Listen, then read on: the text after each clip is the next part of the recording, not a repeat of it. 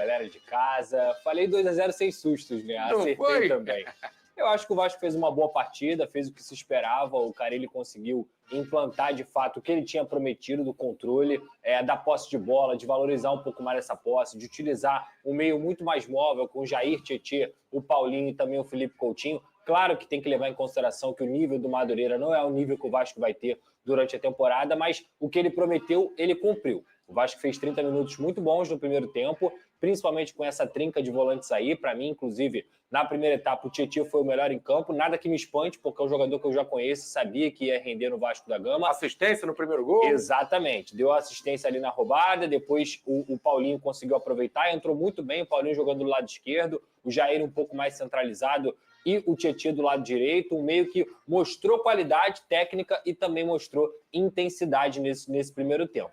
No segundo tempo, o Vasco começou um pouquinho mais lento, um pouquinho mais abaixo do esperado. Mas aí, até o momento que o Pai entrou na partida, o jogo mudou. É um cara que entrou aos 75, acho que até entrou tarde, e a partir daquele momento ali ele conseguiu com passes, com domínios. Inclusive, é extremamente importante na participação do segundo gol, quando ele tira a bola lá da defesa com um passe vertical para o Maxime Domingues. Depois o Maxime Domingues acaba achando o Pumita, e o Pumita cruza bem na cabeça do Verratti, que não estava fazendo uma grande partida, mas começa 2025 como terminou 2024, fazendo o gol, que é o que o centroavante precisa fazer. Então eu acredito que a partida do Vasco foi boa. Quero destacar aqui também a estreia do Lucas Oliveira, um jogador que o Vasco contratou nessa temporada, jogou ao lado do João Vitor, que também foi bem, mas o Lucas Oliveira me deu um incentivo a mais para olhar um pouco mais ele com carinho, pela saída de bola dele, a qualidade técnica que ele teve na saída e como a bola não queima no pé dele. E hoje no futebol é muito importante você ter um zagueiro que saiba construir. A construção do jogo ele começa no zagueiro hoje no futebol moderno. E o Lucas Oliveira foi muito bem nesse primeiro teste. Começar a te tirar da zona de conforto aí, Pedrosa. E quem jogou mais, Coutinho ou Payet? Olha, o Coutinho não fez uma má partida, tá? Ele fez uma boa partida, mas no pouco tempo que o Payet teve, já com o Madureira cansado também, o Payet fez uma partida melhor do que a do Coutinho. Inclusive, como eu falei aqui, ele muda o segundo tempo. Ele é um cara que consegue gerar mais jogo, ele consegue, com a qualidade técnica dele também, deixar até mesmo o jogo mais bonito para o torcedor que foi lá na Arena da Amazônia. O torcedor manauara conseguiu ver um Payet desfilando o futebol dele. Repito, eu acho que tem que levar em consideração que ele entrou ali, jogou 20 minutos e jogou muito bem esses 20 minutos, mas o Coutinho não foi mal, não. O Coutinho fez uma boa partida. A questão dele é a gente ter o Coutinho fisicamente bem. Se ele estiver fisicamente bem, todo o talento dele vai ser mostrado em campo. Dito isso, o Payet tem que ser titular na vaga do Coutinho. Eu acho, cara. O Payet vamos tirar o Pedrosa da zona de conforto. Eu discordo. O Payet não tem que ser titular, Pedrosa.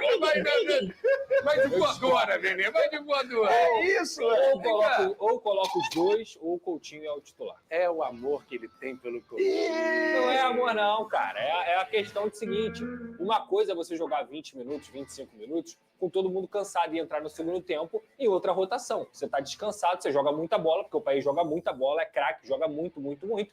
E outra coisa é você começar a partida. Se o Felipe Coutinho entra nos 20, 25 minutos, faz uma troca aí do Carille colocando o Payet começando e o Coutinho jogando no segundo tempo, aí a gente pode ter um parâmetro. No parâmetro de ontem... O próximo jogo é contra quem? Portuguesa. Aí, a gente pode ter um parâmetro. São Janu, né? Ainda mais o São Janu, na verdade, deita. Na verdade, dá para colocar os dois. Dá para colocar os dois. Dá para colocar o Payet na vaga do Alex Teixeira, por exemplo, que é um jogador que até fez uma partida bem ok, mas dentro de São Januário, no Campeonato Carioca, se não for testar agora, vai testar quando?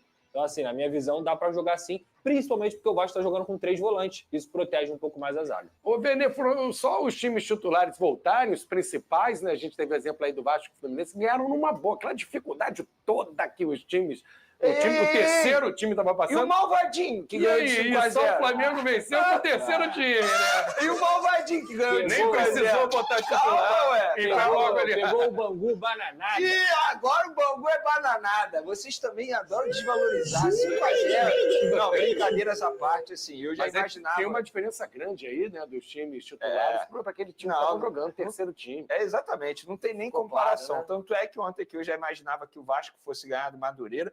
E vem cá, o Madureira voltou no mesmo avião, pediu para voltar no mesmo avião. Ih, a polêmica do avião, Pedro. O Madureira foi despachado. Eu fiquei nessa... Tu foi bem nessa. Foi despachado.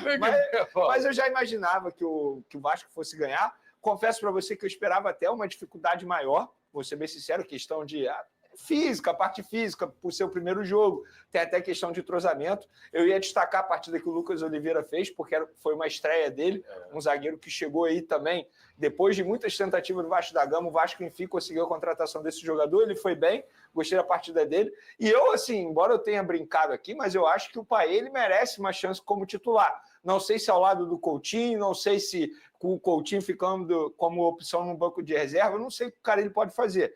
Mas eu concordo com o Pedrosa, que obviamente quando ele entra no segundo tempo, teoricamente ele pega o time adversário mais cansado. É melhor para ele, ele tem a visão do jogo. Mas na próxima partida, eu não vejo nenhum absurdo ele começar com o Paê fazendo esse teste. Repito, ao lado ou não do Coutinho, eu acho que o Paê merece essa oportunidade como titular. Mas o Vasco fez o dever de casa, entre aspas, diante de uma bela torcida. Parabéns à torcida vascaína pela festa que eles fizeram lá em Manaus. E o Vasco fez o dever de casa. Agora só está começando. A gente pôde ver também o Fluminense vencendo muito bem. A gente vai falar sobre isso. Mas a partir do Vasco, assim, para a estreia, eu achei muito boa. Aprovado.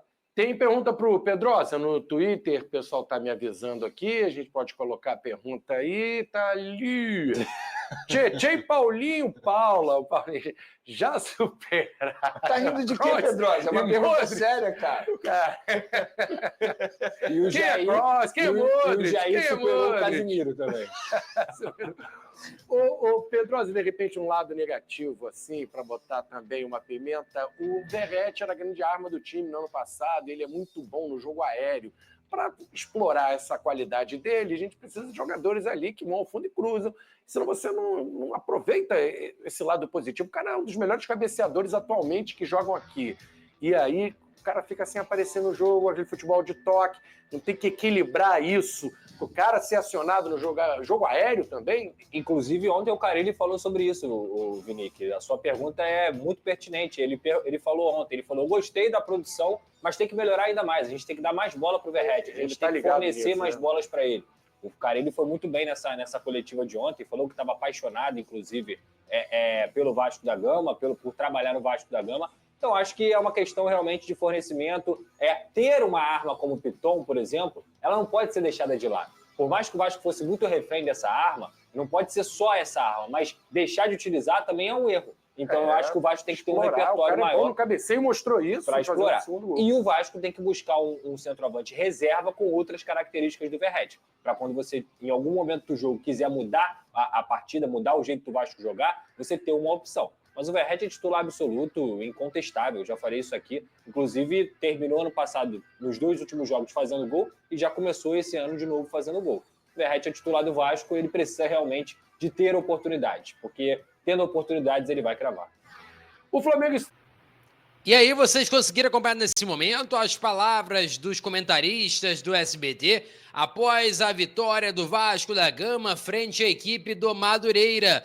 2-0, primeira partida do Tietê, do Lucas Oliveira, também do técnico Fábio Carille. A gente viu o Vasco ali com bastante posse de bola, uma equipe defensivamente um pouco mais organizada. Lembrando que o Vasco é a primeira partida desse time principal. Então o Vasco automaticamente vai evoluir a parte física, vai melhorar a parte técnica automaticamente também. Então o time do Vasco precisa melhorar muitas situações.